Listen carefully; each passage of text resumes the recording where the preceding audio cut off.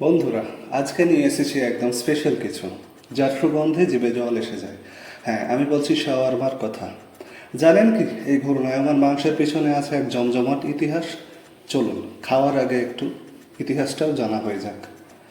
শাওয়ারমার জন্ম হয়েছিল 1800 শতকে, আজকের তুরস্কে, তখনকার ওসমানীয় সাম্রাজ্যে। সেই সময় একে বলা হতো চেভের মেয়ে, যার মানে ঘুরছে, কারণ মাংসটাকে ধীরে ধীরে ভরিয়ে একটা ঘূর্ণায়মান দণ্ডে রোস্ট করা হতো। কত কৌশল, তাই না?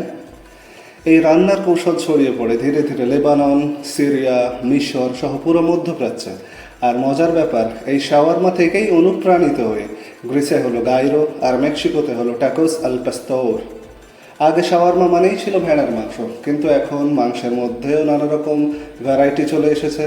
তার সঙ্গে থাকে তাহিনি সস, গার্লিক সস, যেটা তোম নামে পরিচিত, আচার আর নরম পিঠার রুটি, মুড়ে দিলেই ভয়ঙ্কর মজা। আজকে শাওয়ারমা শুধু মধ্যপ্রাচ্য নয়, পুরো পৃথিবী জুড়ে জনপ্রিয়।